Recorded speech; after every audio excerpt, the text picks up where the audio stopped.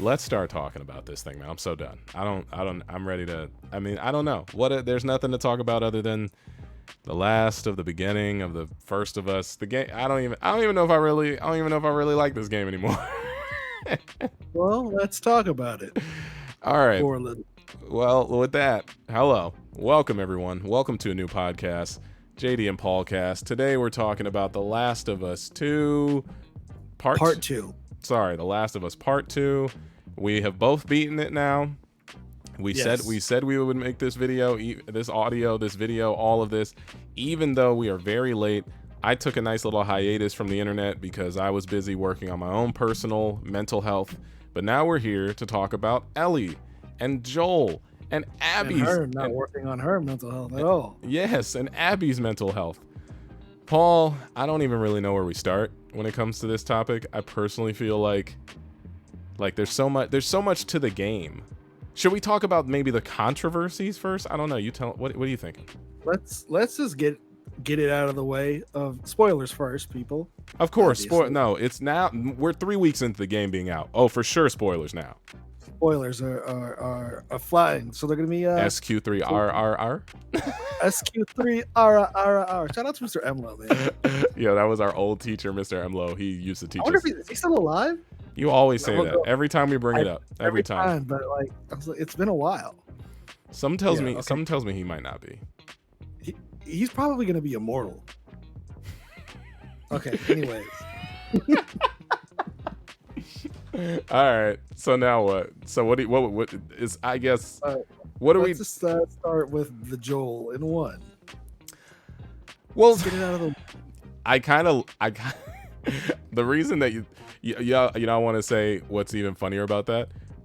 Screw a Joel in one. Let me actually show you an Abby in a ditch. Did I ever show you this? You jumped off the mountain? Yeah.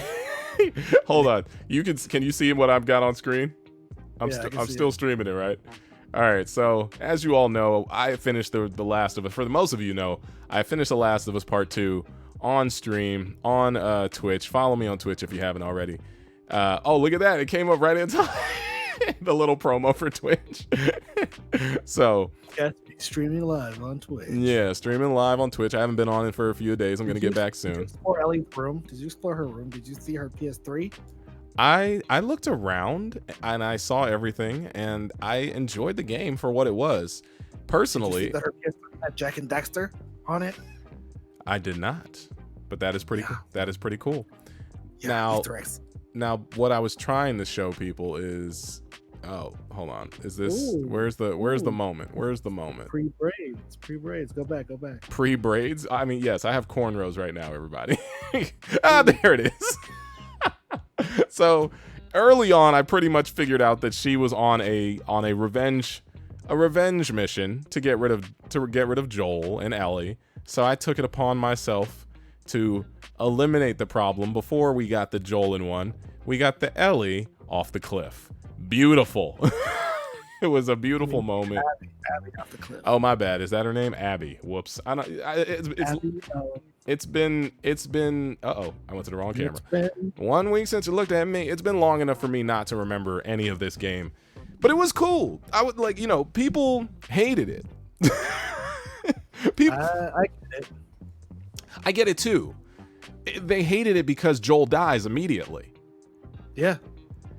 But at the end of the day, well, it's because the marketing of the game spoiled people. All they did was you good? Yeah, I burped. It was a nasty burp. I didn't want to do the mic. You're good. Regardless of them kind of, definitely putting you in the trick bag, as my father used to say. They duped you because they did those Avengers type of trailers where they swap out characters. They swap out characters.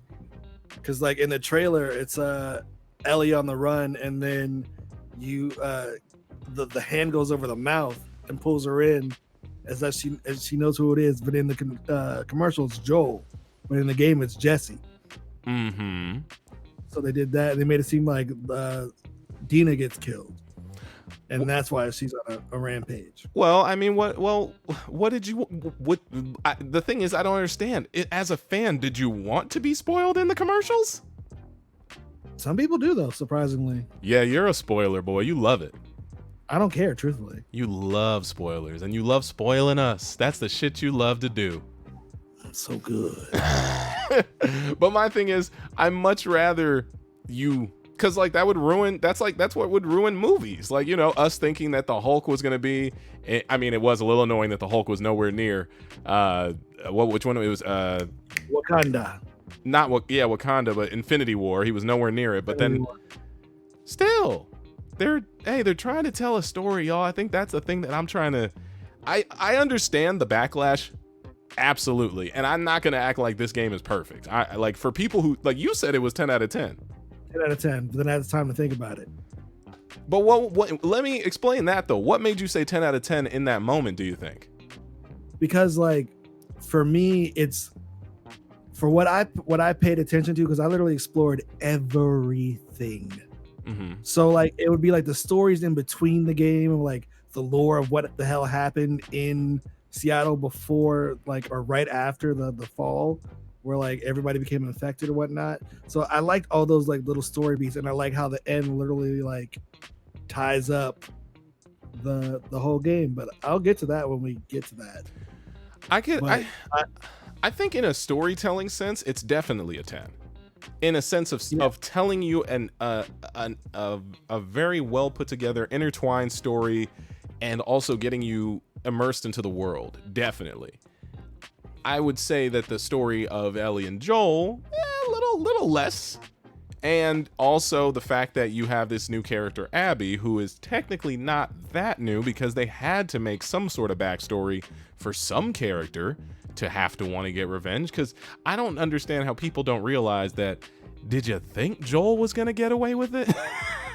Probably. Like, to me, if that's the case, you got to end the game at part 1. And there is no closure. You're just, well, I guess. Should have ended the game. Joel gets impaled, and that's it. That's how the game ends. He just gets stabbed and dies in the window. What game are you talking about? What is the first one? You're saying he should have gotten stabbed at a certain point, and that'd have been it? No, he does get stabbed, and then like they could have ended the game right there after like they go to the thing, and then the monkeys happen, and then he falls off the cliff or like the balcony, and he gets stabbed in the tummy by the rebar. Yes. And then you play as Ellie for a bit and go against the cannibals. Yes, I do remember that. Yeah. It's one of those. It's one of those things where this game could have, and you could have given it a good ending in the first game, and vice versa. But I like the fact that they didn't, though. Did you, or did you get to the second game and you started crying wolf like everybody else who was like, I can't believe Joel's gone? No, because like I going in, I knew Joel's gonna die. Like, yeah, me too. At some point, I didn't think he was gonna die right in the beginning. I thought he was gonna make it like partway through the game and then die. But like going in, like I had a feeling Joel's gonna die just because of the stories of Revenge Tale. It was like, out of everybody in the game, who is Ellie like the closest to? I was like, it's Joel, obviously.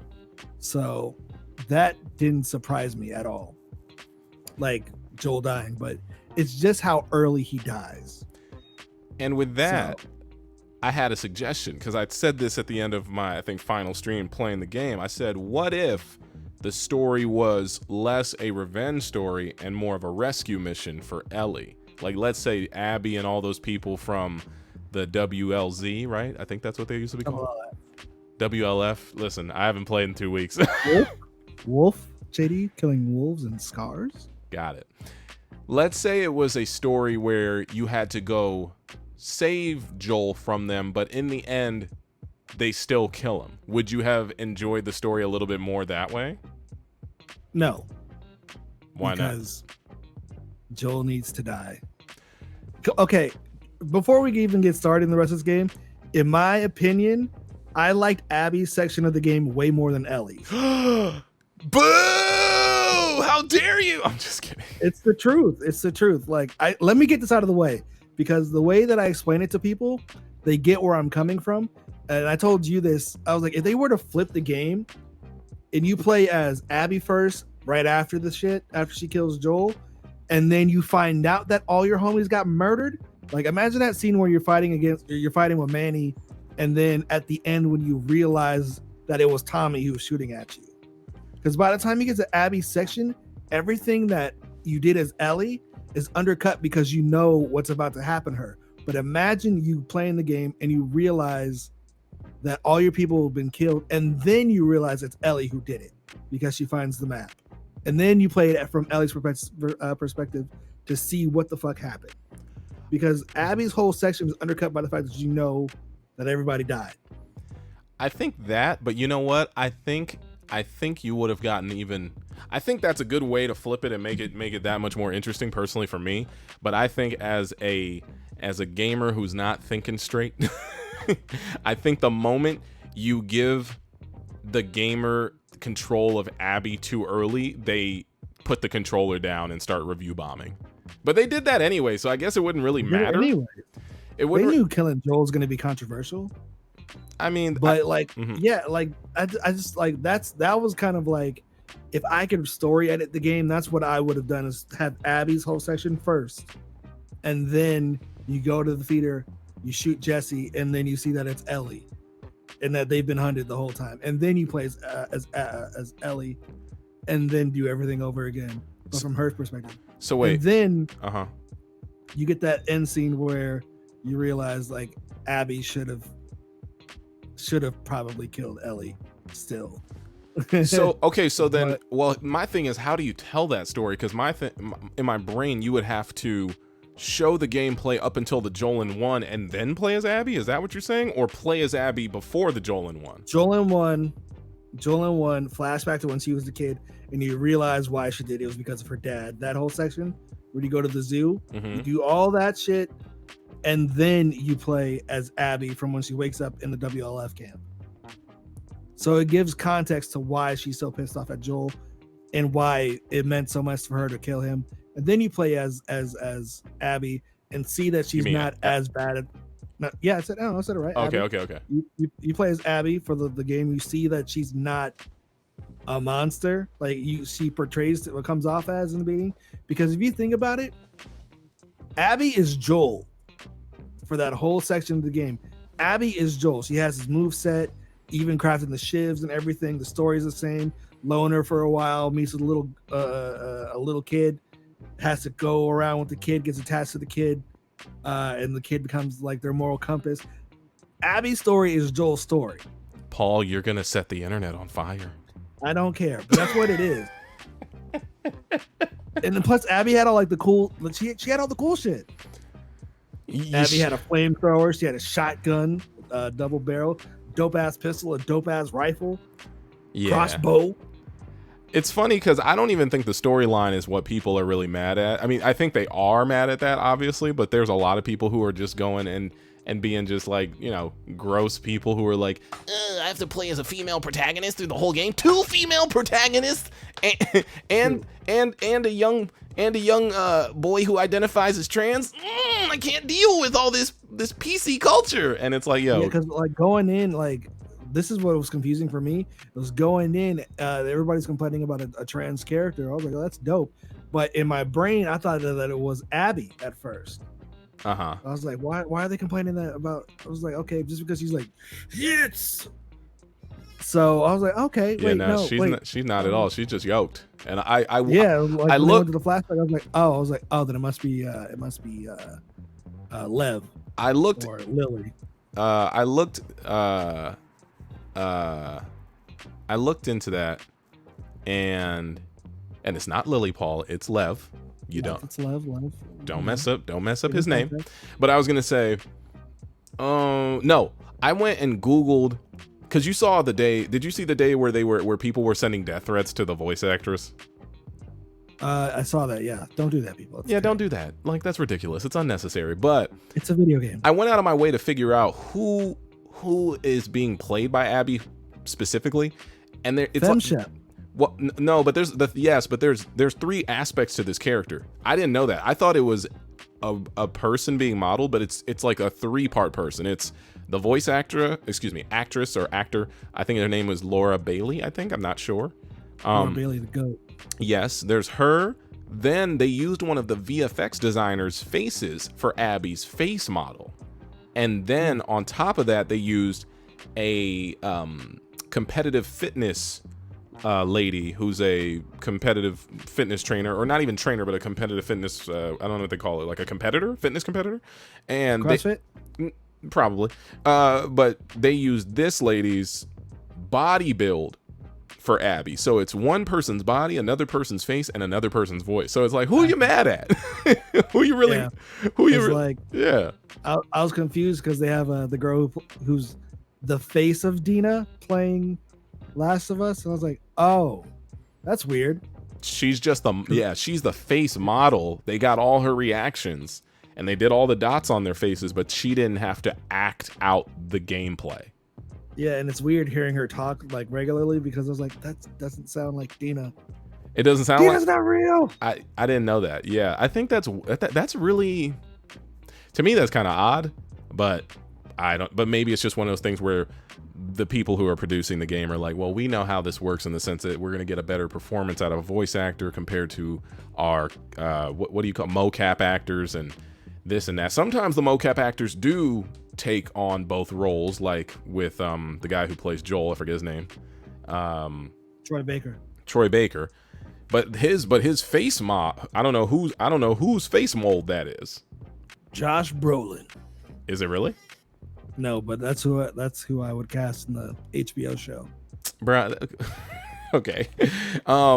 Yeah, I think all of the backlash, because like I'm trying to pinpoint it on the three things that I could really think people don't. Well, there's that, and then there's people who just didn't like the story. I got a lot of people who have messaged me online just saying, I don't like the story. I don't like the way that it went. I'm not a fan of it. And in my brain, I'm just like, but it's a continuation of the last game, and it feels like it's going down the right road. It definitely takes a hard left when you get to the scars and all that stuff. Because in my opinion, that's my favorite part of the damn game. I thought they were dope. I don't know if they were explained well. They weren't. They weren't, you said? They were not explained well. Like, you kind of get bits and pieces of it, but you don't get like the everything. Because like what they were doing was like when you're in Seattle the first day and you're going through like the Fedra camps, they were talking about like how the wolves are starting to emerge, and that when they were leaving the city, like there's letters just saying, okay, yeah, we can't be here anymore, we got to go, but I wonder what these wolf dudes are going to do with these religious zealots that are so like around. So like they were there before the fall, like before the outbreak. You're talking about the scars. The scars, yeah, Seraphites, whatever. So here's how I was seeing it as I played the game, and I should probably throw up some gameplay footage while we're hanging out. While I was seeing the scars, come around and do their thing, my brain was telling me that these were the original inhabitants of Seattle prior to like D-Day or whatever the zombie day was, Z-Day. I don't know what you want to call it. And then Fedra came in, right? And Fedra were the government issued men and women who were supposed to get everything in line and get everybody. FEMA, but with probably murderous weapons. And then out of the people who lived in Seattle, two factions came to be. There were the Wolf, the WLF, and then the Scars, aka what do they call them? The Seraphites? Oh, shimmer. But here's my thing is, did we ever get because they were always saying they were praying to that one lady who was like their god of their Seraphite ways. Did we ever get confirmation on who that was, or if they mattered, or was that just kind of like a deity? No, she was a real person, but she died. See, here's my question though. Remember when you're in the aquarium and you're learning about the son and the daughter who are holding on to their dad, and the dad is weak, and one of the Seraphites says you should come with us? Yeah, they was recruiting the kids. In my brain, the daughter who said we're leaving dad is the one who is the deity. I don't think it is, but that to me that was a good story in my brain. No, she was an old lady.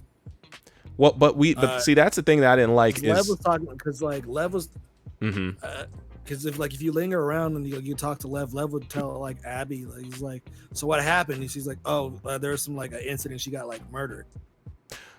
And and you know what? Didn't they say that the leader of the WLF killed her? Yeah, Isaac killed her. Okay, so there's that. Oh, Yara, God, Clipper wings, God damn. See, also, is Yara that was the first thing they showed of the game? That was the first footage they ever showed of that game. I know. I was gonna say Yara's whole storyline. I'm going too far into my gameplay footage. Yara's whole storyline to me, was that supposed to be her name, Yara, or is Yara a name for Seraphites from? What is going on? Is Yara a name? Is Yara a name for Seraphites in whatever you want to call it? Yara's her name. But I thought I heard, never mind. So everyone who was just yelling at her was literally yelling her name, Yara, across the damn levels. Yes. Okay. Well, see how confused I am about this game. It was. I wonder why. It was chilled. I was focused though, bro. I was streaming okay. It, bro. I did 8 to 10 to 12 to 13 hour streams of that stupid game, and I made it all the way through, and I enjoyed it. And I think, like you said, I personally think that, if they would have flipped it and gave us Abby's story early, I probably would have respected it more. But you know what they did? They gave us Ellie, then Abby, then Ellie again in the back end. And they didn't give us any. Oh, and they gave us Abby for like half a second. Like when they got. Woo! Lev got rocked. Oh, by that big dude? Yeah.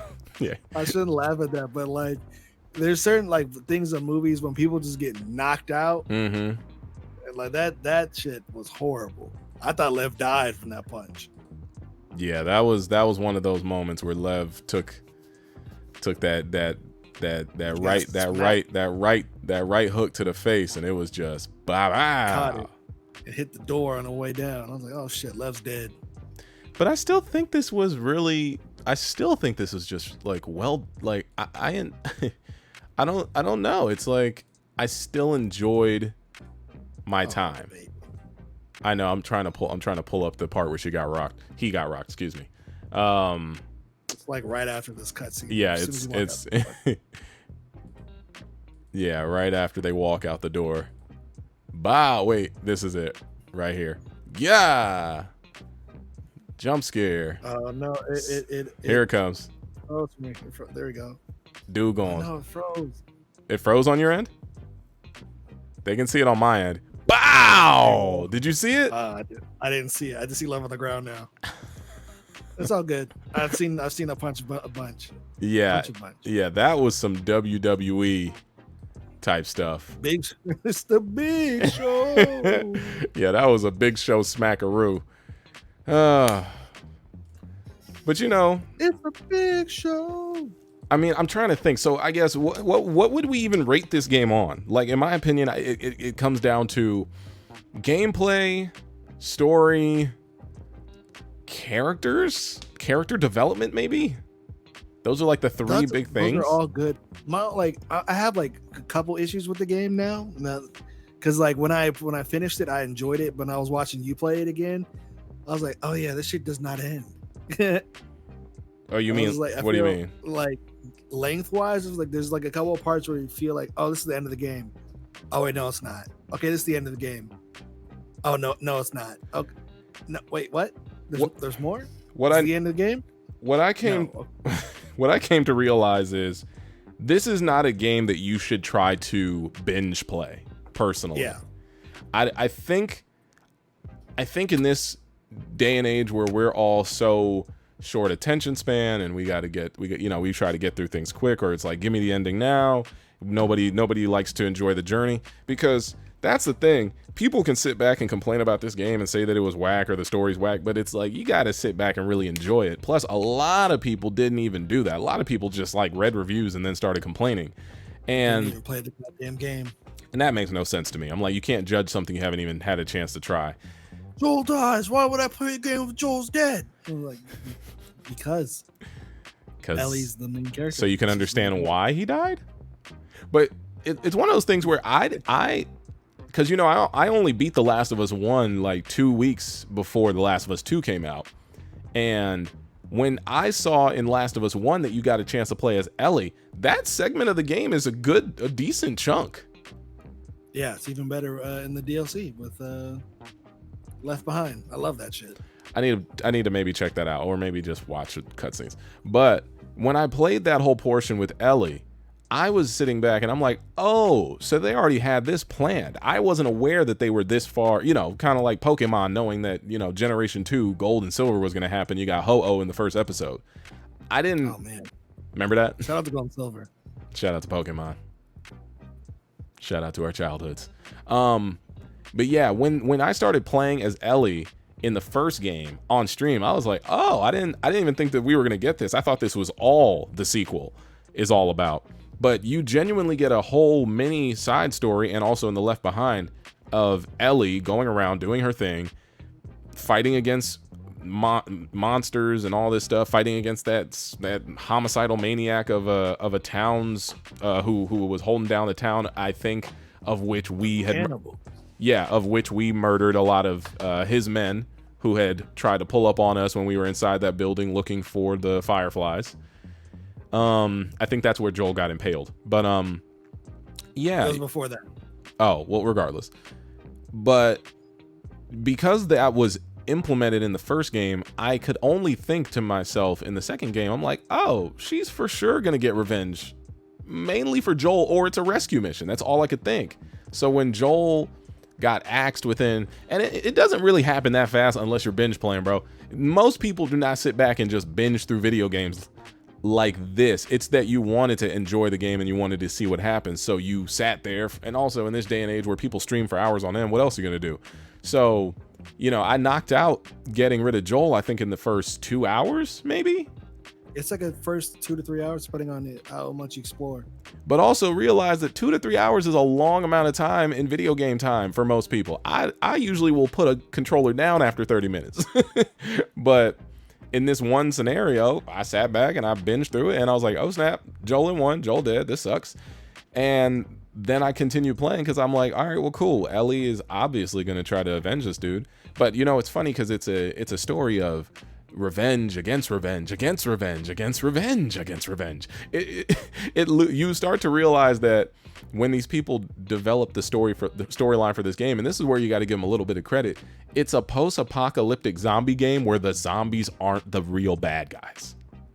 That's like every zombie fiction, though. That's kind of. But at a certain point, you usually try to find the person who caused the zombie apocalypse. That's not what we're doing. We're trying to kill off everyone else who wants to have a happy life in their own world because they might have messed up our happy lives. You must have not watched The Walking Dead. That's every season. No, I don't watch that fucking show. It's just it's too long. I know you don't watch it anymore either. Oh no, I stopped after season 3, but it's only comics are way better. But anyways, the arcs of Walking Dead is, oh hey, yeah, we made it to a new area, cool, we're gonna and chill out and meet some new people, new friends. Oh no, these new friends are evil. We gotta kill these new friends. Oh no, the place burns down. Or if there's no burning down, oh no, a horde of zombies, we have to leave now. Are you good? What was that? What? Oh, it's okay. It's the cord of the headphones. JD gave me some headphones today to use. They were rubbing on my shoulder, and it sounded like crows were perching. And I was like, "What the hell is on my shoulder?" Look at this scary ass boy. It's a wireless world, JD. I'm not used to having being tangled up. That was very scary. You're good, bro. But yeah, okay. I personally think that when the zombie movies happen, it is about survival, but it's usually about survival and everyone coming together to survive. This is not that story. Are you good, bro? Yeah, I was checking my print. Your print's working, bro. I'm looking at it right here. I'm staring at it. I can't see it though. I can't. I can see it in the background. No, you can. I can't. Is it supposed to stop? No, because like it's been messing up recently. That's why I have to keep looking. Oh, if it stops, I'll tell you. It's not that it stops. It's like sidebars, 3D printing problems. Sometimes the plastic won't adhere to the plate that it's on, which causes it to string out, and then I'll have a spaghetti monster, and that's wasted material. Yeah, so that kind of works. I feel you, bro. I feel you. Yeah, I don't know. I feel like maybe I'm not doing a good explainer on the type of like zombie stories that I know. I know Resident Evil. I know 28 Days Later. I know Walking Dead. I know Shaun of the Dead. One of my favorite movies of all time. Always. Usually it's everyone is trying to survive together to be the last group of people on Earth. But this is, to me, a storyline of, hey, we know that zombies run the world. We have no way of eradicating all of them, and sometimes new ones pop up. We are all trying to come together. We're all in our own separate worlds trying to live the best lives we can until it's over. And if you get in our way, we will kill you. And if we need something from you, we will kill you to survive. I feel like I'm not used to seeing that type of story for zombies. I'm used to seeing everybody like, how can we all come together and make this work and avoid and kill the zombies or find the vaccine? It's never, hey, there's no vaccine. Hey, the guy who could have given us a vaccine fucking murdered the doctor who could have given it to us. Hey, guess what? These zombies aren't going anywhere. Hey, was that your best friend? Your best friend's a zombie now. And then also, hey, you guys look like you have a lot of nice stuff over there. That's cool. We don't. We're going to come murder you and skin you dry. And some of us are derelicts and believe in a higher weird power. We're going to skin you because we don't think you're worthy now of being on this earth anymore. So let's just cut your tummies open and hang you. What? Just explaining The Walking Dead. Like I'm trying to like think about it. I was like, oh, that happened in Walking Dead. Wait, who came out first? Who came out first though? Walking Dead did. Well, then there it is. The Last of Us is a ripoff. Yeah, I was just like, damn, religious zealots. Okay, we got the Whispers who actually dress as the zombies. I think with a little bit more backstory on the scars, I would have. I mean, but you know what? I kind of bum rushed that last part because I got tired of it.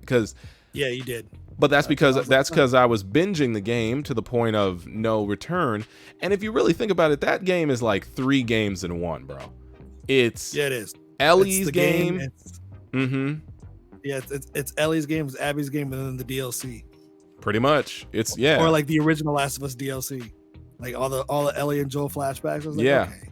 Ellie and Joel DLC is its own game. Ellie's storyline is its own game. Abby's storyline is another game. If this was 1997, it would be a triple disc. So yeah, I like. Imagine Last of Us in 1999 graphics. That'd be nasty. That'd be kind of tight. Looking like Metal Gear Solid 2. Yeah, that'd be. But Metal Gear Solid 2 is fire. Oh god. Oh, but wait, Metal Gear Solid 2, you start off with cutscenes as Solid Snake, but the whole game you play as Raiden. Exactly. Well, they fake you out. They put Snake in. They put Snake in the parts where you play as Raiden. 1990s Backlash. I was mad when I played that too. I remember that. And yet you just said it was such a good game. It was because I remember I like I said I bought Zone of the Enders on PS2 just to play the Metal Gear Solid 2 demo disc. That was a packet. I feel that. Yeah, well, I mean, this is it's not. I mean, I think the thing that gets to me about this game is the amount of people who are upset about it for Joel being dead, characters, female characters, trans characters. A storyline that you don't enjoy, but I think people got to realize, like, yo, they're not making this for you, dog. Like, people are so entitled to their opinions and their thought processes. They don't realize that people are just trying to make art. No one's thinking about you. They're thinking. And then a lot of people, they're also mad because like a lot of people's like, why does it have to be so goddamn sad? I was like, because that's the game. Because that's real life. Because in a realist, because you know why? Because people want that they want their storybook ending type story. Where I was thinking that in the last game, I was like, yo, I don't think we're gonna see these fireflies. I was like, and if we do, I don't know how it's gonna go. I said someone's gonna have to die for this to all work. And this is a game that is very much built on choice and consequence. And if you can't come to terms with the real decision making that comes across in real human life, then this isn't a game for you. Because video games are supposed to be a realm of escape. They're supposed to be a place where you can get out and just enjoy yourself. This is a game that makes you look deeper and say, hey, shit's getting bad. Uh-oh, shit's getting worse. Uh-oh, shit's hitting the fan, and it's never going the other way. That's the thing. A lot of people are so caught up on what the game is, and they don't realize they're sitting here wanting like a AAA game for themselves. They're getting a AAA story with a game attached, and not the other way around, in my opinion. And if you don't like the story, then it's like, yo, bro, sorry, you got to get it. You got to get in the gaming industry and write your own stories. Then I don't know what you want. These people, this is what they wanted to tell. This is the story they wanted to tell. Yeah, like when I would explain to people my views on the game, I was like, by the end of the game, like I wanted to choose if I had to choose between Abby and Ellie, it's Team Abby all day, all day.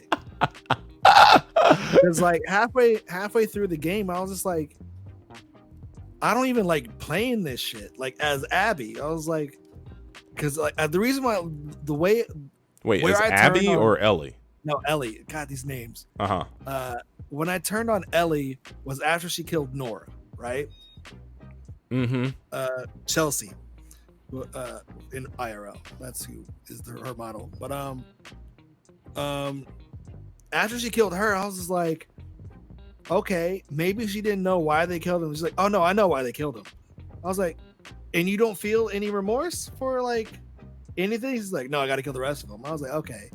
And like, I felt like that's why they kind of sidelined Dina for a while for the game. Cause like Dina probably would have asked her all these questions and tried to talk her out of this shit. But since she is like pregnant and not there, she can't really be her moral compass in a situation because like it's just her rage. And like halfway through the game, we're like, she's damn near murdered everybody but like Owen, Mel, and Abby. And like Jesse's like, yo, let's go rescue Tommy. And then she's like, yo, fuck Tommy. I was like, oh, okay. Well, I was like, fuck Ellie. I'm done with her. If she dies, she dies. I was like, at this point, because you wanted an ounce of good to come out of Ellie, but look who she learned from. She learned from Joel. But Joel changed. No, what are you talking about? If Joel would have changed, Ellie would have died. Joel changed throughout The Last of Us 1 to The Last of Us 2. That's what these flashbacks are showing. I know he changed, but you know why he changed? Because he had Ellie. If Ellie's not there, he does not change. Ellie's his surrogate daughter. Yes. He held on. That's why she was mad. She said she wanted. What'd you say? I said, but what? He changed. In what way? Evil old man to a nice Southern gentleman. Nice? A nice Southern gentleman who wants. If he was nice, he wouldn't have been murdered. All he wanted to do was take his daughter to regain his daughter's love. That's not his daughter. Lied to her. That's his daughter at this point, baby. That's not his daughter, though. You're saying Joel changed. You don't realize Joel is the same person, if not worse. You think he's better for keeping Ellie alive? He's a better human being? We don't know if the cure would have worked. Could have been what? Paul. Joel's the good guy here. And I'm like, no, Joel's evil. But. Paul, for the greater good, Joel is a selfish asshole, and people need to realize that. I understand. I think it's one. Dad. Here's my thing, though. I think. He's hot. Are you good? What? Yeah. Oh, you said I thought you were. No, you said he is odd. In my opinion, if they wanted to make this, if they wanted to kind of milk this story, you could have made this sequel a Ellie and Joel on the run story.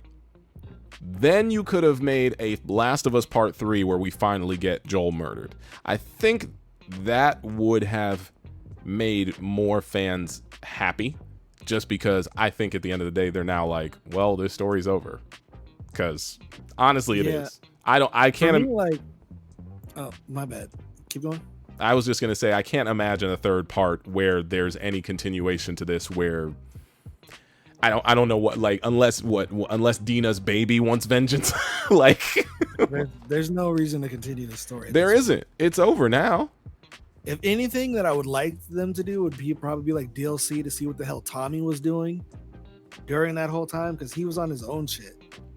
I mean, we saw what he was doing. He was cooking people. Yeah, but like to see what his story was up until he starts shooting at Manny. Mm-hmm. R.I.P. He was my favorite companion character in this game. Well, in my brain, I thought that they could do with the Joel and Ellie in between years. I thought that could be a DLC personally, in my own opinion. But some people were like, nah, I don't even want that. Because it's like, if you just want the nostalgia of Ellie and Joel, then sure. Get a 3 to 4 year game that's about 2 to 3 hours in length that you can play, where Ellie and Joel have their spats and bickering, and you go on nice little field trips to the museum. That's in the game already. I know, but I'm saying if you want more of that, then that's all you can get until, if not, it's over, baby. It's over. And that's what. Like, people were just like, the flashbacks are the best part of the game. I was just like, do you not understand why the flashbacks are there? I was like, why? I was like, the flashbacks are there to further emphasize the relationship between Joel and Ellie, right? So I was just like, yes, that was like her dad, and then you see when she's young and naive and so happy with him, to finding out what the hell happened, and then for it to set up that last scene of the game to explain the fact that right when she was getting ready to be okay with Joel and finally talk to him and start to get right back on track to like building back together, is the day before he dies. Mm-hmm. And she doesn't have the option to do that. And I had to explain that. I was like, all these flashback scenes are in this game to just further drive that knife into your stomach to show why she's so angry. Mm-hmm. And to some people, they don't get that. And I was like, okay. I was like, oh, bro, this well, is some the people, part of the game. It's nice and happy. Some people don't want that. You know, some people want everybody wants a fairy tale. That's what everybody wants. Like, if you consider Infinity War versus Endgame, I remember watching the end of Infinity War being like, oh snap. I was like, yo, is that Spidey turning into dust? Oh no. Are these tears? Am I getting sad right now? And if they and like the thing is, we're never gonna experience that again. I'm never going to a movie theater after this. It's remember over. Movie theaters, guys? Remember that, y'all? Remember that? Remember concerts? Not really. I'm not really a big concert dude. Oh my God, Coachella. So I wanted to go this year too. Oh, I was gonna say, when it comes to the Last of Us, I'm comparing it to Avengers Endgame. Even Endgame has like, everything has that oh, we have to give fan service because the fans will review this badly if we don't. And that's kind of the sad part about trying to create art in this day and age, is the Neil Druckmann and the people who created The Last of Us, they could have spun it. They didn't have to kill Joel. They it didn't have to be the way they wanted. That's what they envisioned, and that's what they wrote. No one says that's what it had to be. And they went with their instinct and their creative process to make what they thought was the right move. And I think and I'm sure they knew. I think I saw an interview where one of them, or Neil Druckmann, was like, yeah, this might get some backlash. And if you're comparing that to a movie like Endgame. Endgame, at the end of the day, there's still some sort of last minute, like, we can still fix things and reverse the timeline so everyone's happy. Time travel solves everything. Yeah. And that is not a storyline. Is that a storyline in the Infinity Saga in the original comics? I don't think so. I don't really. I wouldn't know. If anyone is listening to this or watching this, I would recommend maybe you let us know. I think my Marvel comic knowledge goes. It ends right after Civil War, the comic book series. Yeah, I feel that's where my Marvel knowledge ends. And then I went to DC from then. And I was gonna say, you know what? Even then, I think Marvel is still more of a, well, we want the fans on our side at the end of the day, Sonny. So we got to bring all the characters back. They can't die. Bring back Spider-Man. Yeah. So that's probably why you get a Russo brothers Infinity War, where they can show you a Marvel superhero type movie with some real depth, where people die, and this is it, and you're supposed to just deal with it, and then for a year. But like the problem with Endgame though is not Endgame, Infinity War is you knew Endgame was coming. Yeah. So it's kind of like, oh, they'll be back. But remember when it was originally supposed to be a singular movie, and then they realized they couldn't put it all into one movie. Yeah. Mm-hmm. Should have did that with Star Wars Episode 9. Oh, Last Jedi? Or is that the one? No, Rise of Skywalker. Should have been 2 movies. Yeah, that movie was weird. But yeah. So I think it's just one of those things where, and I love that sentence. I love that statement. I think it's one of those. Last of Us is not for the last of us, if you know what I'm saying.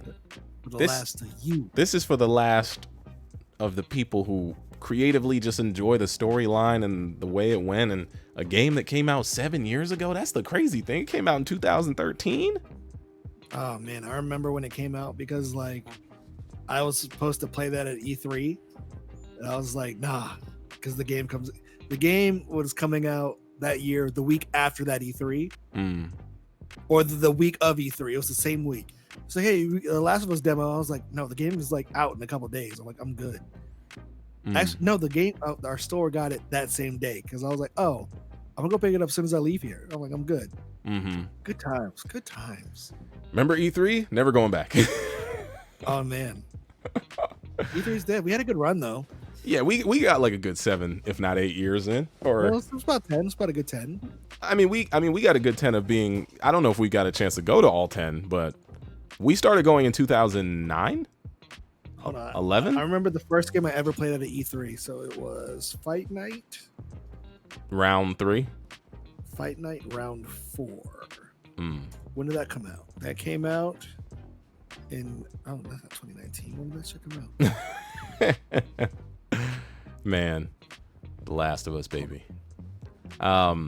You keep Googling. I'm trying to think of something. 2009. Okay, so 2009, that was the first one I think we as a group went to. I went to one before that in like 2005. Yeah. That's the one I got kicked out of. Never forget that. Never forget that day. The day that runJDrun was created out of spite. No, that was 2008. God damn it, Blair Herder. You'll never do this to me again. Do you know who the fuck I am? That was 2009, and I didn't build that. I didn't build my gaming empire, by the way. No, I was kidding. Damn it. My G4 TV, how dare you? What did they do? Nobody's. Blair Herder. No, the story is that we went to E3 2009, and I had like a really shitty business card. I don't think I have business cards anymore. I think they're pointless nowadays. I'm just like, yo, just follow me on the internet. I'll follow you back. But or exchange emails. I remember I did run across Blair Herder at E3 2009. I was like, yo, Blair, hey, man, y'all watch you on G4, man. Y'all was like, hey, if you guys ever need any people to work, behind the scenes on, you ever need, I don't know, this, that. I was just like a young dude who was starting to act. I was like, yo, hey, man, I'm out here. So I gave him. Yeah, son, go home. I gave him my business card, and he was just like, oh yeah, okay, sure, man, yeah. And then he just kept walking, and I was like, damn you, Blair. I didn't say damn you. I didn't give a shit. I just kind of thought of it as like, I just thought of it as, okay, cool. This is what it's like to like meet people who are doing things and, you know, offer them some sort of help. And they're like, yeah, we don't need your help, but thanks for asking, you know?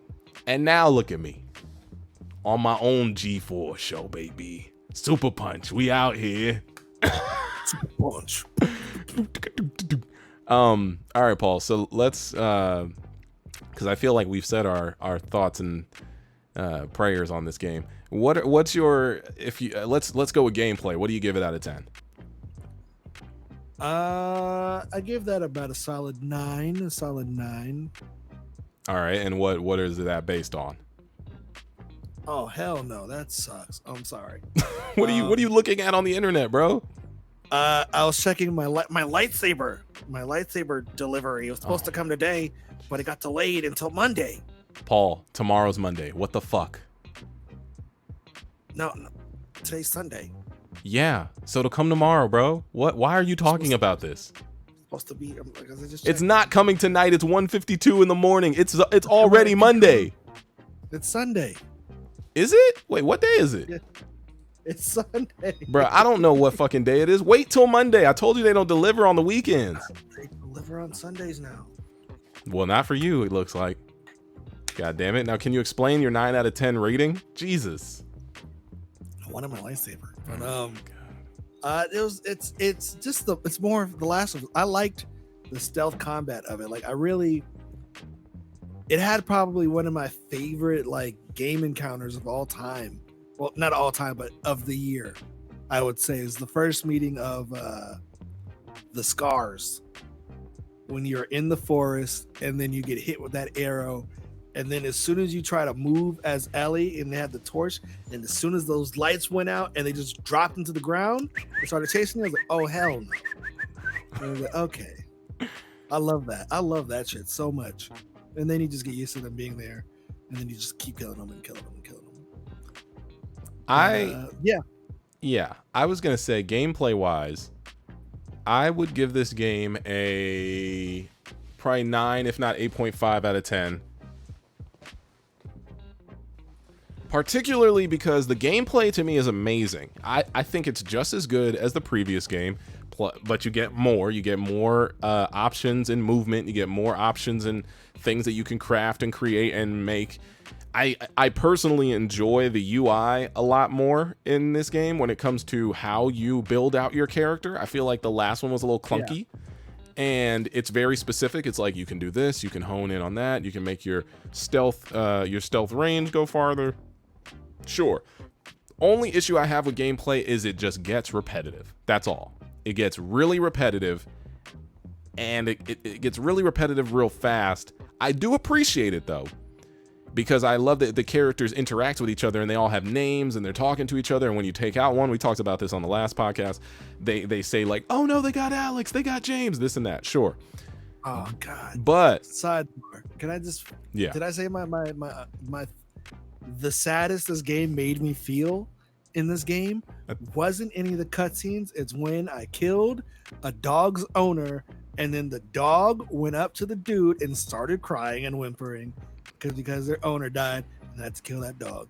I felt very bad about it. I think we talked about that on the last one, but yes, I remember that.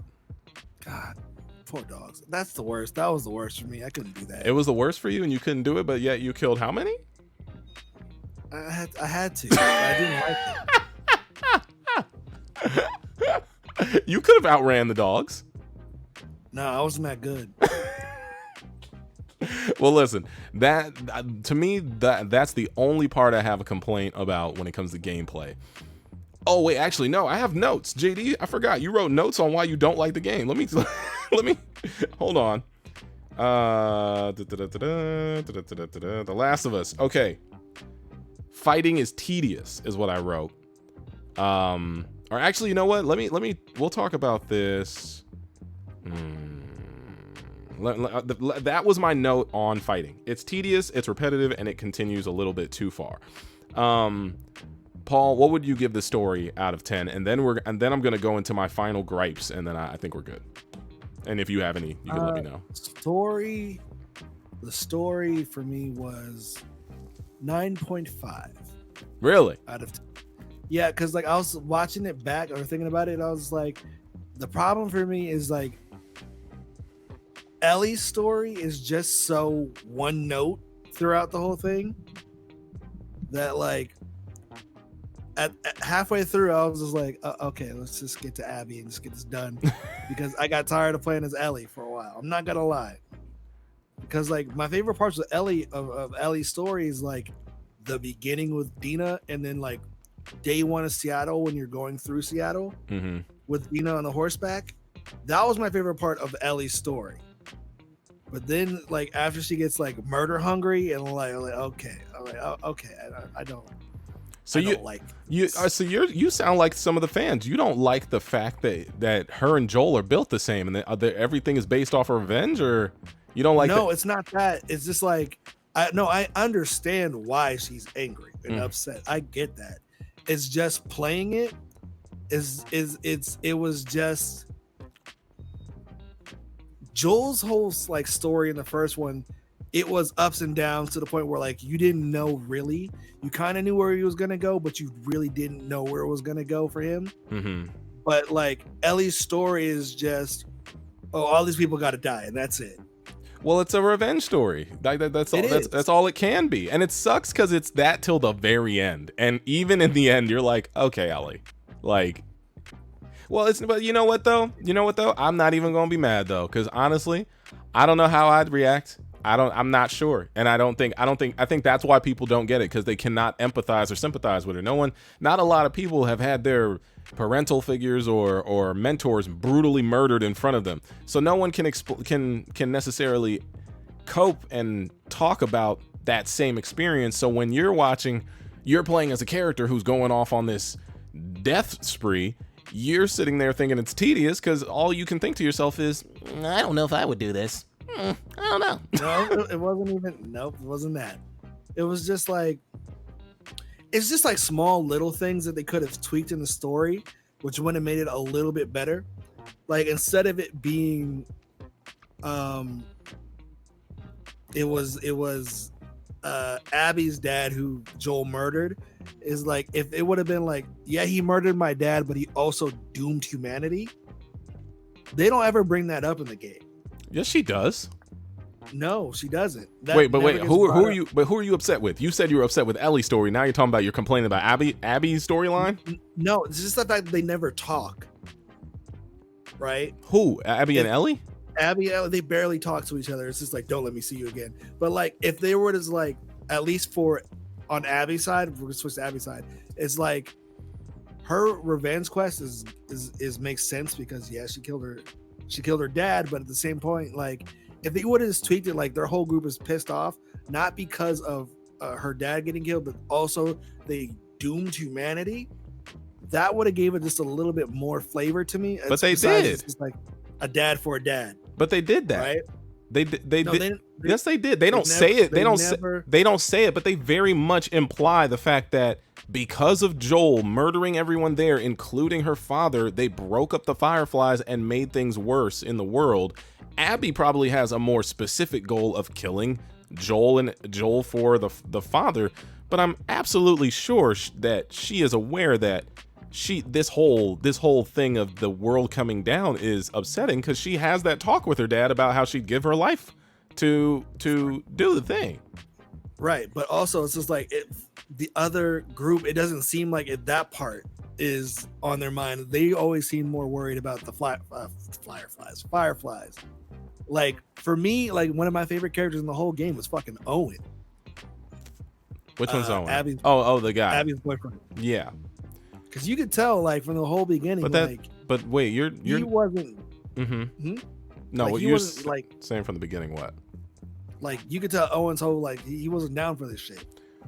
Okay. Like everybody else was, but it's just like the fact that it seems like Abby's friends are just there to back Abby up for killing the Fireflies and disbanding the Fireflies, but not the fact that they doomed humanity. I mean, does that make sense, or am I tripping? No, you're saying it right, but I'm absolutely sure that the fact that they doomed humanity is on their list of why they want revenge. It's not something that I think just slips through the cracks. I think that it's a juncture of all that, where it's like, I think Abby's main motive is, I want a dad for a dad, sure. But I think everyone else who was attached to her was, we're pissed at this guy for, like, I don't think they would have rolled with Abby if it wasn't about the fact that he ruined the end of the way the world would have been, or could have been, or maybe we have no idea if the cure would have worked, or if there was a real cure. I think every other character except for Abby definitely had that on their minds, and that's why, like, even Nora said it. She was like, "Oh wait, was that your dad? Yeah, he cried like a bitch when we hit him with that golf club." She's not doing that because of Abby's dad. She's doing that because fuck Joel for ruining the possibility of any vaccine in the future. That's absolutely the reason that they're so gung-ho and gung-ho about their beliefs of getting rid of Joel. I think all those characters had in the back of their heads, this man ruined any possibility of life going back to normal. I don't think it's said. I'm sure it's definitely not said, and I'm sure they've definitely complained more about the Fireflies disbanding, but there's no way that they all roll with Abby for any other reason than that. And the fact that they killed all their homies. And well, yeah, but killing all their homies is one thing, but they know that it was more of a greater good type of situation. So even though they don't say it, I'm absolutely sure that they all are thinking that. There's no way they're not. That would be terrible storytelling if all of them were like, I can't believe they disbanded the Fireflies. We got to get them because of that reason. That's not the only reason. Homies for homies. But that's not the only reason. Like, I'm just saying, like, Ellie's quest is to get revenge on Abby for Joel. Abby's quest is to get more or less revenge on Joel for her father. And I still think in the back of her head, it's got to be, she definitely has the mindset of, yeah, this guy ruined the world, because she was aware that if it was her that could have saved the world, she said she would have done it. If she wouldn't have, she wouldn't even, that to me, that cutscene is irrelevant in the way that you're talking right now. If they in the way I'm talking, I felt like that scene was only there so that when Ellie in the last scene tells Joel, I wish I would have had the option to do it, because he took that away from her. I think that's the only reason why they had that line in there. Maybe. I don't think so. Abby. I don't think so. It's just so that in the end, when it's just like, I wanted to die on that table and you took that from me, is what she tells him. But you could be misinterpreting the story as much as any other fan. You didn't write it. Maybe I didn't write it, but I feel like I did. I should have. Yeah, you sound like the people you was just talking about. I was gonna say though, I think what bothers me in the storyline, and personally, I think the storyline for me gets like I was gonna give it like I don't know, story wise, it's like a 7.5. It's maybe an 8. Maybe it's an 8. It ain't no 10. Especially because there's things in the story that throw me, because Ellie knows why these people killed Joel. That's what pisses me off. I'm under the story is so much more important to me if Ellie's not aware why they killed him. Yeah, that's also a complaint that I was gonna have. Is like the fact that the game implies, the game up until that point was implying that Ellie didn't know what actually happened. Mm-hmm. Right, but the fact that the game tells you that she did know in the flashback, kind of it kind of brings the game down.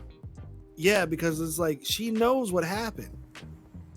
So it's kind of like I was like, okay, because like if the revelation would have been that, say she does kill all her homies, and then she finally gets to Abby, and then Abby tells her like, look, what did Joel tell you? Like, she's like, oh, like everybody's like, no, this dude came and murdered everybody. See, that's the thing, and that right there could have made the story that much better. I can't believe that they started the game with you coming out of their frustration from that conversation of her knowing or learning it, like maybe however many weeks prior, maybe that was a year prior. I don't know how long it was. I think it was like pretty recent, wasn't it? The game plays with time, so it was kind of like maybe a couple. It seems like it was a few years. I thought it was a few weeks before the beginning, because her and Joel. No, excuse me, not a few weeks before the beginning, but whenever they were having that, that hoedown in the thing, and she's kissing Dina. Wherever that storyline piece is, that's the day before they get murdered. Well, if that's the day before Joel gets murdered. The day before Joel gets murdered, yeah. I'm pretty sure that her learning about the Fireflies is within that week. It's not. How do you know? Because I think it was a few. Because like Google Ellie, type in the timeline of the story. Because I'm pretty sure that it was, and that's why her and Joel were on some. I'm mad at you and you're mad at me, or it could have been within a year, possibly. But regardless of that, Ellie discovers the truth, is what you found online. Yeah, hold on. Joel confessed to Ellie after lying for years. Hold on, that's not it. Because usually it says like before 2 minutes, a couple years back. Hold on. When did Ellie learn what Joel did? Why did Joel lie to Ellie? Why did Ellie kill Joel? What the Damn. What? Ellie killed Joel? That's a weird random not spoiler. Is Ellie pregnant in The Last of Us? What are these questions? I'm watching the timeline now. Oh, damn. The doctor wasn't the doctor in The Last of Us 2 and The Last of Us 1. Wait, what? It's a rando. Of course it's a rando. Yeah, come on, man. You know they had to edit stuff. Last of... All right, so we're trying to figure out the timeline right now, everybody. But... Timeline. Yeah. Yeah, because I'm looking at Ellie's face. She looks young. Okay, so then I'm looking at it right now, and I'm getting dates right now. It says, when does Last of Us 2 take place? Timeline. Outbreak Day is supposed to be September 2013. Then American Dreams. Then Left Behind flashbacks. Then Last of Us 2 begins in 2033. Left Behind, Last of Us. Oh, this is weird. Never mind. 2033? Well, it's 23 years after, right? Because 2013 is when the outbreak's supposed to start, and then it's supposed to be 20 years after that is the storyline. If you knew that, dude. Time. Listen, who cares about that? The fact is, Ellie had every inkling of knowing why these people came for Joel. So my thing is, it would have been such a better story if she had no idea. If she had no idea, and then you see them murder her. Excuse me. You get the Joel in one moment, all that stuff. Then she's on at least a legitimate rampage storyline. Because she has no idea, because she just thinks these people wanted him dead for something that he did before she ever met him. And then you come to have that moment where Abby says, you don't know. It's like a typical movie, And maybe that's why they didn't go with that, because they were like, well, this happens in every storyline. Because you would have had Abby versus Ellie. Or if Nora would have told her and she didn't believe what happened. See that? Yeah, I was waiting for that. When you have Nora down there in the basement and she's watching... Ellie's watching her die, and she's like, so it's true, you are the one, blah blah blah, because they gave us the cutscene of her finding out right after, didn't they? I think. No, or maybe it's a little further. It is. She beats Nora. You know what? That also made me mad is the fact that like one of the only two people she actually kills on purpose is Scarface and Nora. So why do you actually have to bash the black woman? Yeah, she could have just let her die of the virus. Well, she was going to turn into a clicker. Would have been turn into a clicker anyways. But like, I was sitting there, I waited. I was like, do I actually have to do this? Like, can't she just die of being? I waited on that part really didn't too. Want to kill her. I'm trying to. Instead of press square, I was like, I'm trying to see if I can find that part now. It's like press square. I'm like, no, I'm not doing that. Yeah, I remember chasing down Nora. That was a good time. But yeah, when she sits there and she learns about, I think that's what pisses me off. And then it cuts to the next day, and then if you read her journal, it already says that, oh, I already knew this shit. Mm-hmm. So I was like, if you already knew, then what you mad at? Yeah. Well, Yeah, that kind of diffuses the reason she has. It's go back. This is the what's it called that I got on my screen right now. This is her listening to the finding out what happened. And this is definitely a few years back because I'm looking at Joel and Ellie's look and face. Definitely, yeah. So Ellie looks a little younger and her tattoo's not done. They have the time. Don't they have the timestamp in here? Hold on, it's right here. Oh my God, sorry, it's me. So this is her before she's about to chase down Nora. Then we finally get through here, and this is it. This is Nora getting ready to die, and then we get her coming home, but then we get the flashback. You know what the interesting thing is, Paul, is that in this flashback, in this storyline, they don't right here when you're swinging your lead when you're swinging your lead pipe against Nora's beautiful African American flesh. This scene made me think, oh, Ellie doesn't know. Nora didn't tell her. Oh man, crazy. And then you jump a few minutes in, and where's this? Does it show you a timestamp? Because usually it'll say. Watch the conversation they have, because like.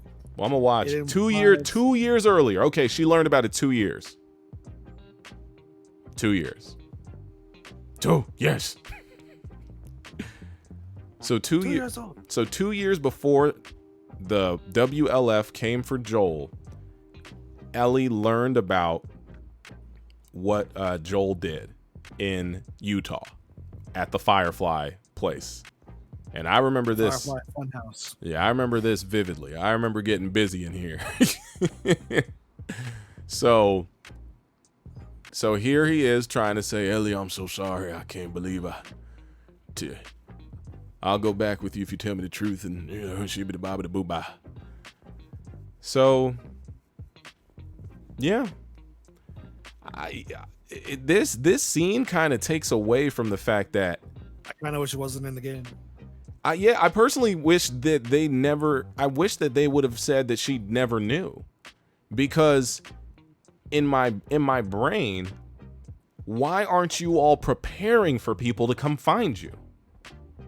That should be the whole Last of Us Part 2 should be you trying to stay in hiding.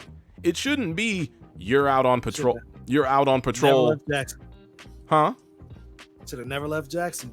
Yeah, like why? My thing is, Joel should never be on patrol, because the only people that are going to be able to take Joel out are people who catch him outside of the boundaries of Jackson.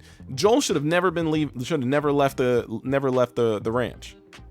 But I guess Joel should have just been the sheriff of the town and just stayed in the town.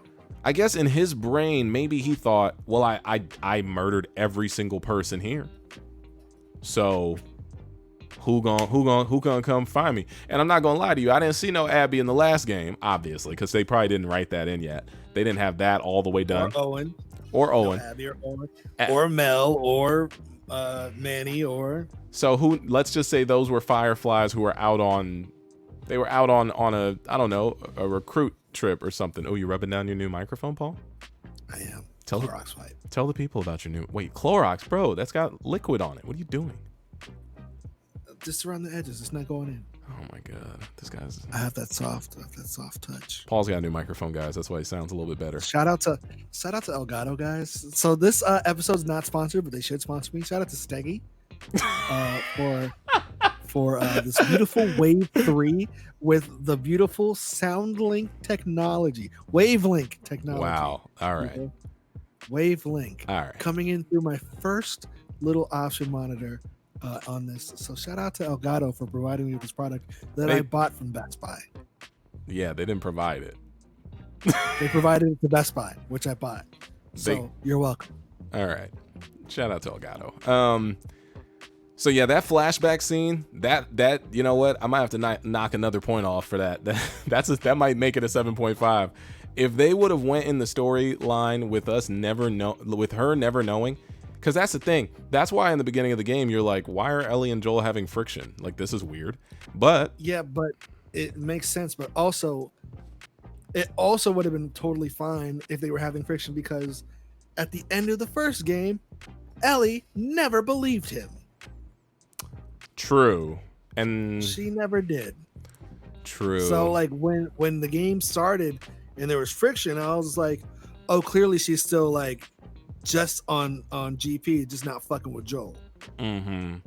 I was like, okay, because that made sense to me. I don't know about anybody else. I was like, she's just not rocking with him because she knows what he did, but he won't tell her.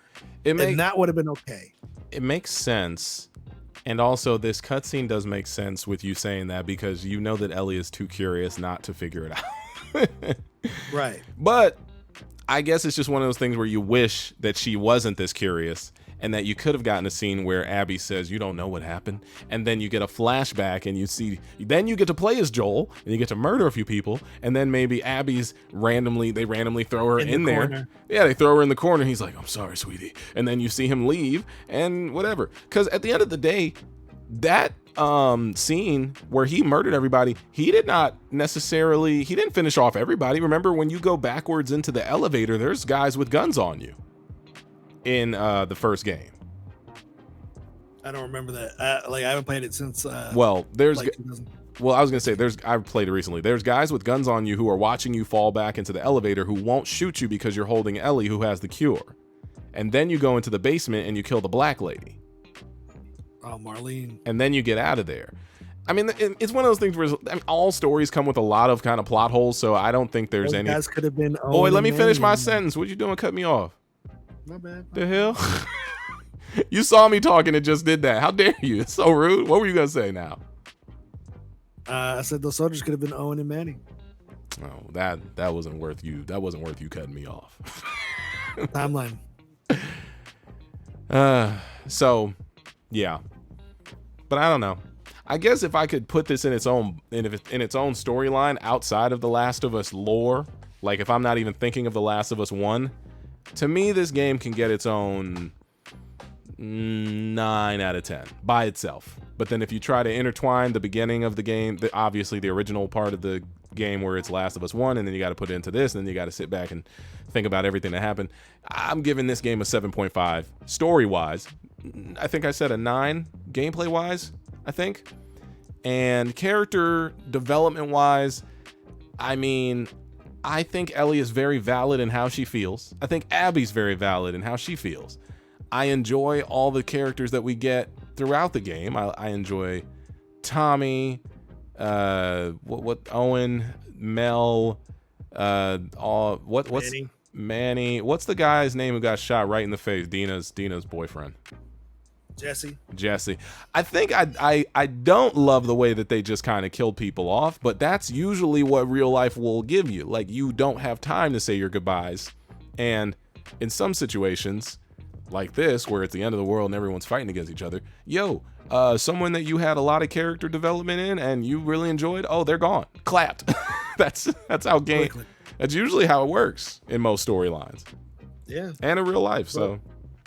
Yeah, like I said, like for me, my favorite part of the game was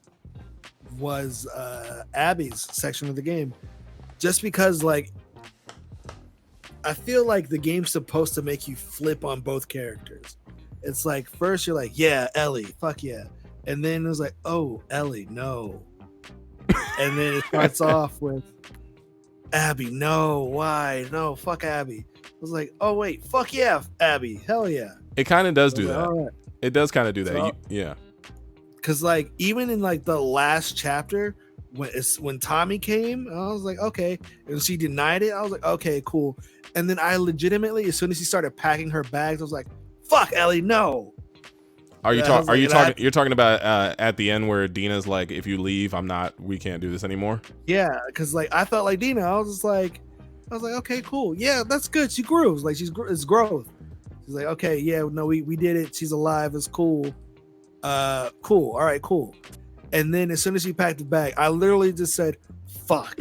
But put the controller down and stop playing. But here's the thing, though. You're not even touching on the fact that she has PTSD from this. So it's not about growth. She does. I know she does, bro. I know that it happens. I'm trying to tell you that people mistake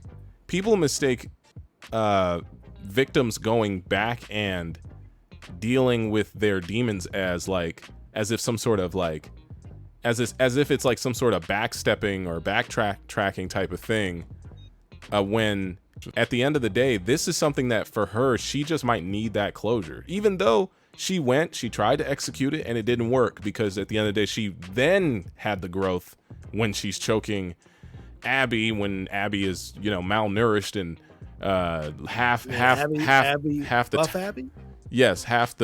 the strong woman she is, and you come to terms with Ellie. This hurts Ellie so much that she has to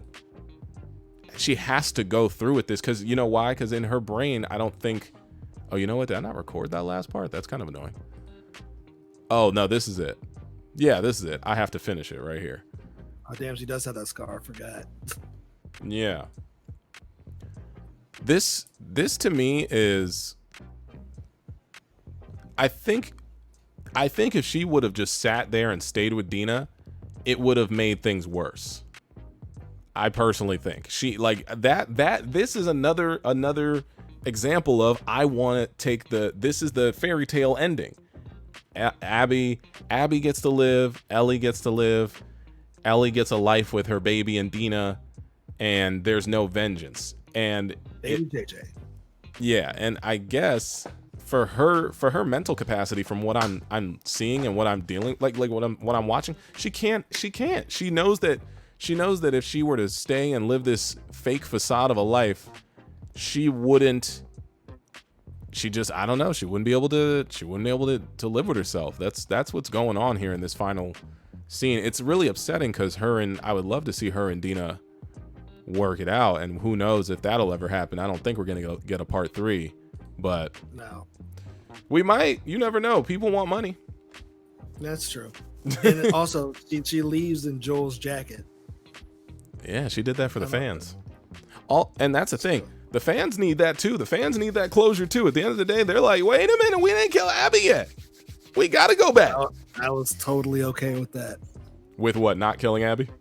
Yeah, because I would have killed Ellie if I had the chance. If they made you choose, the end who dies, Ellie's getting clapped.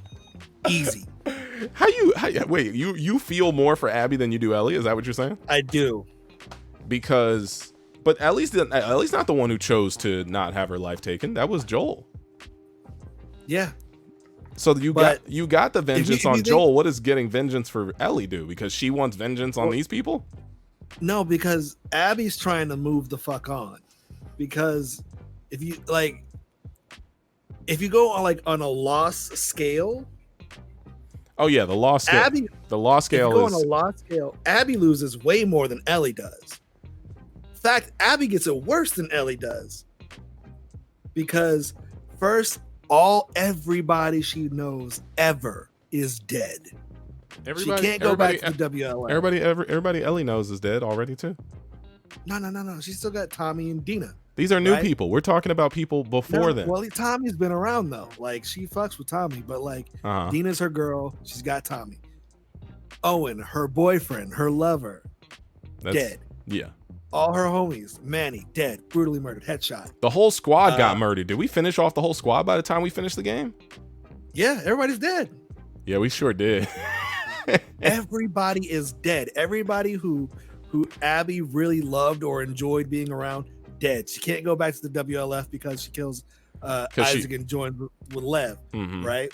So she can't even stay in Seattle if she wanted to. So the only thing that she really has the capacity to do is travel with Lev to go back to Santa Barbara to follow Owen's dream, because she can't do shit anymore. Well, of course. And then she finally does. She gets kidnapped and tortured for months, gets malnourished, loses her gains, only to come fight Ellie in a knife fight, and she gets stabbed up, knowing she's going to die on the boat. No, you think she died on the boat? Maybe. Or maybe, who knows? But in my version of my brain, the way I think, Abby lost way more than Ellie did. But because minus the fingers. But the storyline is because Abby is the new Joel, the same way you just mentioned. Because if you're being real, if you're thinking about it, her storyline then becomes what Joel's was in The Last of Us 1, technically. Like, you know, befriending someone. Yeah, befriending someone, not being on her own, trying to, and also, if you're really thinking about it, Abby has to live Joel's life now in the sense of being in hiding. Someone's going to come for her from the WLF eventually. Yeah, just gotta get those games back ASAP. I'm just saying that whole like city in Santa Barbara. Cycle. I'm just saying that whole city in Santa Barbara is going to eventually, if there was a continuation, someone who wants vengeance for Abby betraying the WLF, or maybe for Lev betraying the Scars. If there's any loose ends, it's, you know, that's where they would need to go next time. They would have to go to Santa Barbara. Pretty much. And that'd be funny if they did a Last of Us 3 and you play as Abby only. Abby and Lev. Abby gets killed in the beginning of the game, and you play as Lev. And they just keep doing it. And the cycle continues. Then Lev kills somebody, and that person's kid gets I would say that is violence for those who don't know, that's a type of storytelling, by the way. Like, there's television shows that do that. I think they're called what are they called? What are those types of story? They're the stories where you have a different story, an anthology. That's what it is. I think, right? Yeah, that's it. Anthology definition, anthology series. An anthology series is a television film series that presents a different story and a different set of characters in each episode. That's what this is. This is the first, I think, anthology. Well, not necessarily the first, because like you could say Resident Evil's an anthology because you play as different characters who are all kind of dealing with the same storyline. But this is kind of an anthology. Like, The Last of Us Part 1 is Joel, The Last of Us Part 2 is Ellie and Abby, and The Last of Us Part 1 is is Ellie and Joel and Ellie. Last of Us Part 2 is Joel, Ellie, Abby, or Abby, Ellie, whoever. And yeah, if they were to continue, it's like, yo, you know, Baby JJ. Is that the name of the baby, JJ? Yeah, you skipped it. Oh, whatever. I didn't care. Well, yeah, I don't know. When you're on the farm with the baby. Oh, I remember that. You go to the side, but there's a tree there, and then like there's a heart on the tree, and it says JJ. E and J, and then under she carves in JJ. Yeah, and then she has a panic attack in the barn. I remember that. That's after that. Yeah, you just glossing by all her mental health issues, huh? But that was after. I know. Later. So now I was gonna say, Paul, if there's anything that you didn't like, let's talk about that real quick. I'm gonna quickly burn through these things that I have listed, and if you have one, okay, you can go first. Mine is real simple. Mm-hmm. Is that the game is too goddamn long? Is it too long, or did you spend too much time on it? No, it just feels like the game, by the time you get to the 50% part of the game, it feels like the game has told a full, complete story, right? Mm-hmm. But like, it'd always be small little things that felt like they was just there for padding. For me, it's just like, okay, we're on our way to the hospital. Oh wait, we fall through something and now we have to go underground. Oh no, we come back up. Oh no, the hospital's further away. How did this happen? And we have to keep going. So it'd be like small things like that. I was like, God damn it. I was like, we're on a move. It's like certain small sections. It felt like it was just there just to extend the already long story.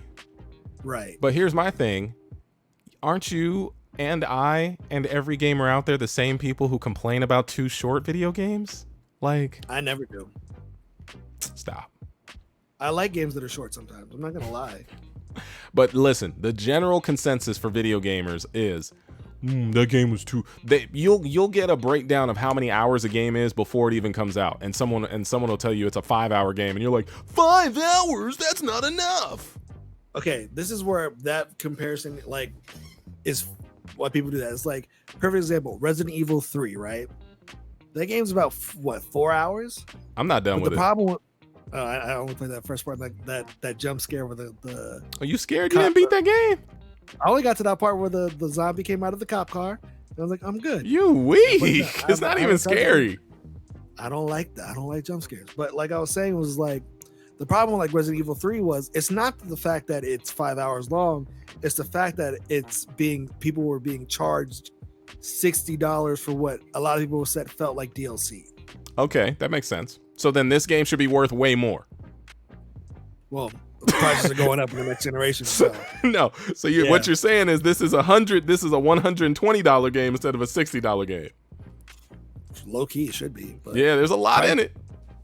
There's a lot in it, but like that's what I'm saying. It's like it's not like I don't look at games as like dollar per hour spent, right? Mm-hmm.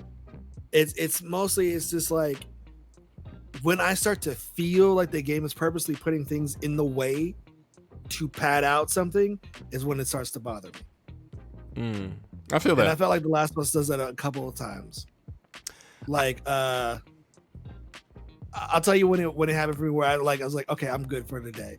Was when you spend all this time with Lev trying to get the medicine for Yara, and as soon as you get back, Lev just takes off to go to the Scar Island. Yeah. I was like, okay, all right. Time to put it down. Time to put it down for the night. The game doesn't let you breathe. It doesn't. As soon as a long mission is done, long mission 2.0 is ready. Yeah. And longer. But I think it's just one of those things where in this day and age with our whole short attention span and people who don't like to really relish and enjoy a game, because like if I didn't make content on the internet, this game probably never would have been beat. And if it was going to be beat, it would take me a nice fun 6 months to enjoy it. Or if I was really deep into it, maybe a fun 3 months of me on and off playing it. I also think it is long as hell, and I think that they could have definitely trimmed off a certain amount of things. But it's just people who want to tell their stories because maybe they sat back and said, "Hey, we're not going to get it. We're not doing a third one, so we need to end this now." Yeah. And this is one of those Wolf of Wall Street 4-hour sit down movies where where your butt fell asleep in the seat at the theater. Yeah, I saw that movie. Like I went to a 10 o'clock showing. Left at 3. I was like, okay. I was at like 1 in the morning. I was like, God damn, I've never been at the movies like this late for one movie. Yeah, some stories are like that, and I feel you on that. That's your gripe. I wrote down these notes. I wrote, fighting was tedious. We talked about that for a little bit. I wrote that, the glitches. There were glitches in this game. Not many. I didn't get any. You're lucky. You didn't get any. I don't think it's enough for the game to like to say the game is trash. It's got glitches. No, I had 2 glitches happen to me that it was just kind of weird. I had one with a high five moment where Ellie glitched all the way over to Jesse trying to give him a high five, and then I had another moment where Abby fell through the ceiling of a building and just turned into some sort of like it looked like some sort of purgatory type of area. I said already the story is long as hell. This is what I personally think. I think they could have told this story differently where Joel stayed around for possibly a third game or just till the end of this game and then was murdered. And then you get a third game. But then, I don't know. I don't know how that story works. Personally, it was an idea where I thought Joel could have been kidnapped. You could have had moments where you fought as Ellie to go get Joel. You could have had moments where you fought as Joel trying to escape. Then you could have fought as Abby doing her thing, or maybe Abby couldn't have been in the game at all. And in the end, you could have had Abby finish him off with a gunshot, a club, an axe. I don't know what you want to do. I wrote that playing as Abby was cool, but I don't think it was super necessary. But now looking back, I think like for story development wise, you needed it so you could have it, a little bit of an explainer. I won't lie to you though, I was completely fine with not knowing what her backstory was, and just the moment I got to the final climax of the theater, where it's you and her in the beginning with Ellie's story, I was like, okay, cool, the game's almost done. Yeah, I was waiting for you to get that point so you could have that revelation. I was just like, see now, would you have enjoyed the game ending right there? Yes. Personally, playing it, if it would have ended right there, I would have been okay with it. I would have too. But knowing that the first thing they showed was a scene where Abby was being hung by the scars and then gets rescued by Yara and Lev, I was like, oh yeah, I know we got to play as Abby again, but maybe that was just a promotional cutscene. Mm-hmm. But then I was like, oh wait, no, okay, Seattle, day one. I was like, oh, that's where I put the game down too. Oh no, of course. Well, it's like they give you. Well, that's the thing. They give you very obvious moments of, hey, like, you know, Netflix, like, hey, you've been watching a long time. Are you still there? They give you those in every like 4 to 5 hour chunk. It's like, okay, you made it to Seattle. Want to take a break? Cool. You search Seattle. You're about to go. You're about to park in this theater. Want to take a break? Great. Like, I did that every time I was like playing it. And like I was telling people, it was like I was like, each day should have been like a season of television. Yeah, someone else said that. Someone else told me that this is like watching a TV show. Yeah, it's like they give you chapter breaks. Mm-hmm. It's like part one. Day one is a new season. Like, okay, cool. Yeah, I think if they would have done it in chapters and told you the chapters, that would have made the game a little bit more transparent timeline wise. But other than that, I mean, I don't have much of a gripe about it. I did write down enemies spawning in areas when they weren't there before. That annoyed me. But that's like video game logic. It's just like you end up going past a loading point and then bad guys load into that area. So what can you do? I don't think that the system of how they show you that there's a new bad guy behind you is kind of good, because they show like half of a corner of the screen might turn white, and that's when you're supposed to turn around and fight them. And I never ever noticed that. That maybe, did you have the assist stuff on? Because I didn't. No, I had I'm saying when it's off. Yeah. That's another thing that I don't like about this game, is it's so hard to find items, in my opinion. Like, you have to. It's supposed to encourage you to look around. Which I do, but it's like I would rather you at least highlight the items a certain color, because why do I need to be stuck looking around for stuff that you want me to find? It shouldn't be a scavenger hunt. It should be, all right, you finish the enemies in this area? Great. Here's the items in the area. Let's grab them and go. Well, like, a couple people missed a bunch. Like, I've talked to a few people. Telling you. Is there anything that you missed? There's like, I missed like the flamethrower. I'm telling you. I was like, oh, okay. Well, you weren't exploring enough. You're going to blame it on them, huh? All right.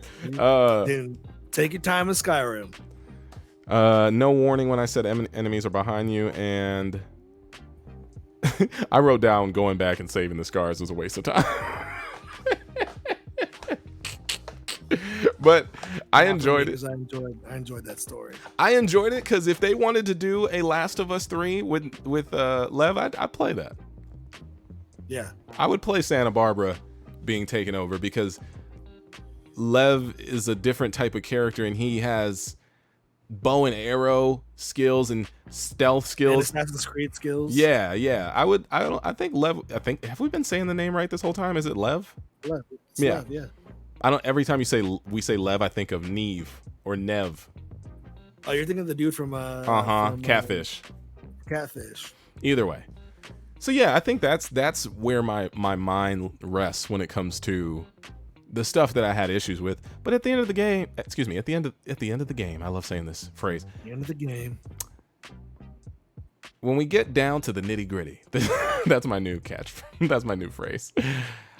I like the game. I enjoyed my time, because people get so caught up on the ending of a game more than the journey. I mean, that's like the same mindset of Game of Thrones is trash. They never ended it with what I wanted. And it's like, okay, but you didn't enjoy your time? You didn't enjoy Ned Stark, the Red Wedding, all these people? Well, okay. The thing about the Game of Thrones shit is, like, it felt like they just had to rush an ending. Which they did.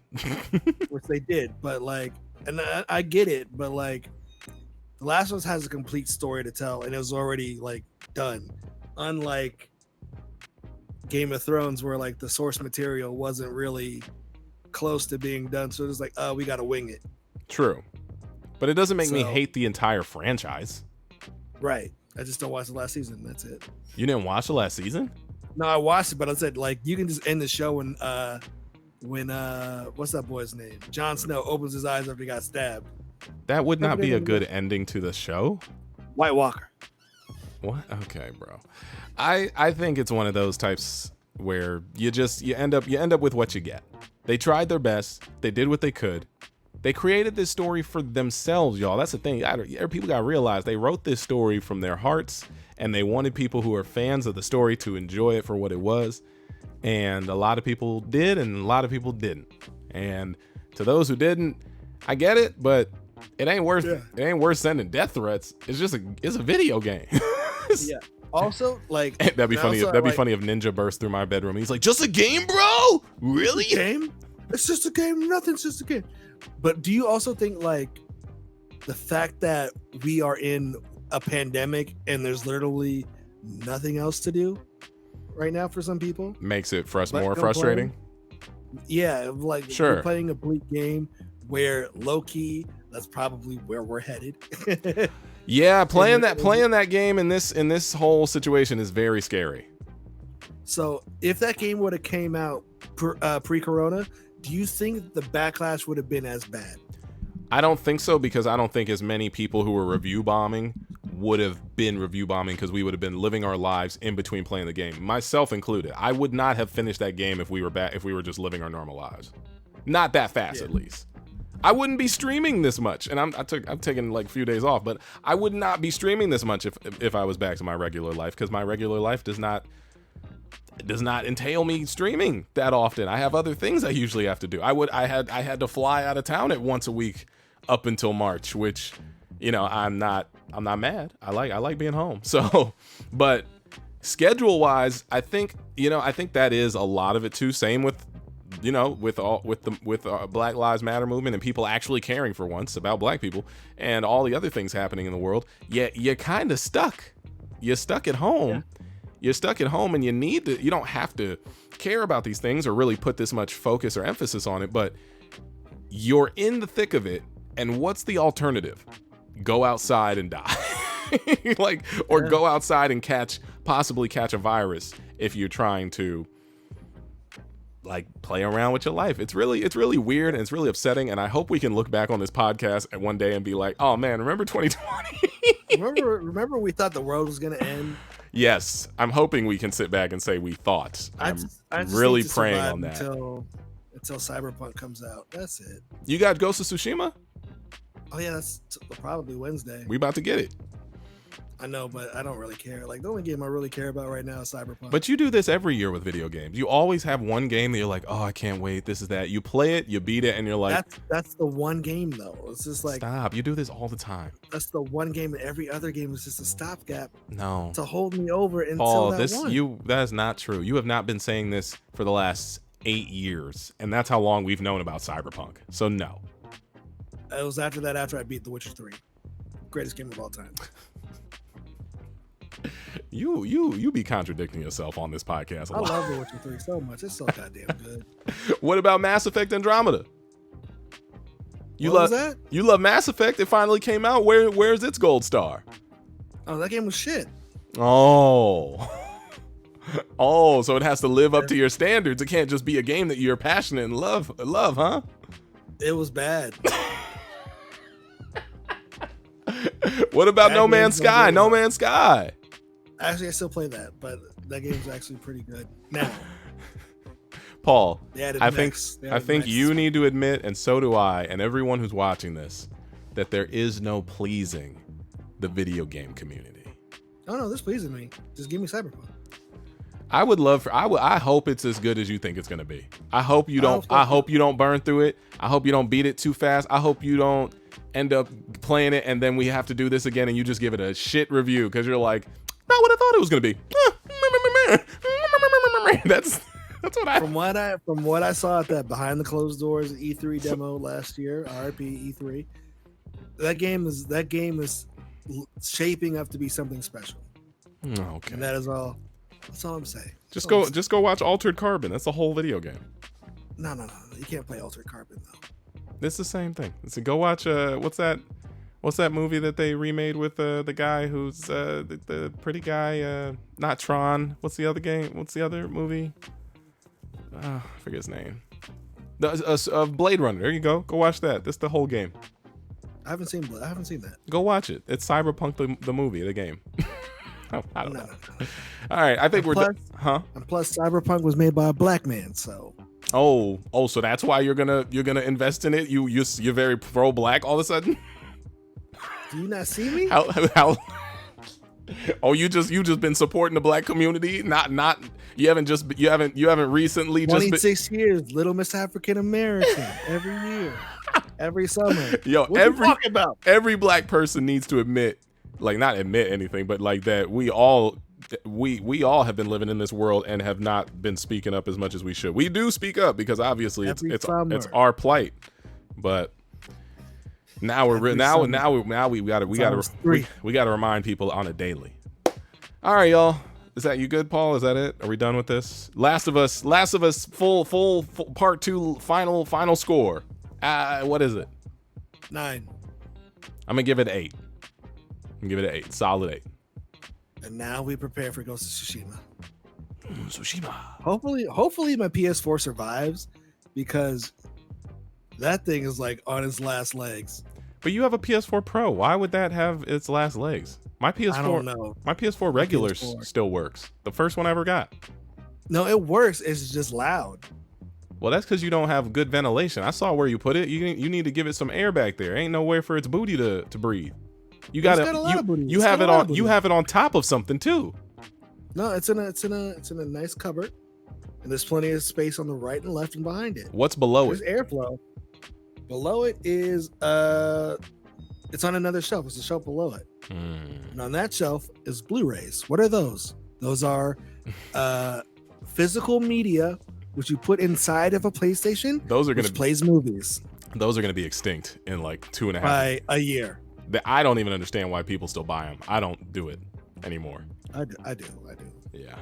All right, y'all. Well, only for Star Wars. All right. All right, y'all. That's a podcast. I hope you enjoyed it. Me and Paul, you know what it is. Follow us on all the things. And with that, we'll catch you on the next one. Last of Us, a good game. Good game, Last of Us. You did it. Shout out to Naughty Dog. Shout out to Naughty Dog. Shout out to in the next game. Shout out to Sony. Shout out to Sony for supplying me that cool. Oh yeah, shout out to Sony for supplying us. Us? Us, yes, because if you get it, that means I get it too by proxy. So shout out to Sony for providing us a care package that you should send another one so I can get one, not by proxy. But shout out to you, whoever you are. Shout out to Big Sony. I need a PS5 because I'm pretty sure the bots are going to get all of the pre-orders. So how does that even work? We got to talk about on the next. I see you watching. On the next podcast, we got to talk about how we're going to get our consoles. But with that, that's it. We'll talk to y'all later. If you got any topics, you know what to do. Drop them in the comments. Leave us a review. See you later. Bye. Peace.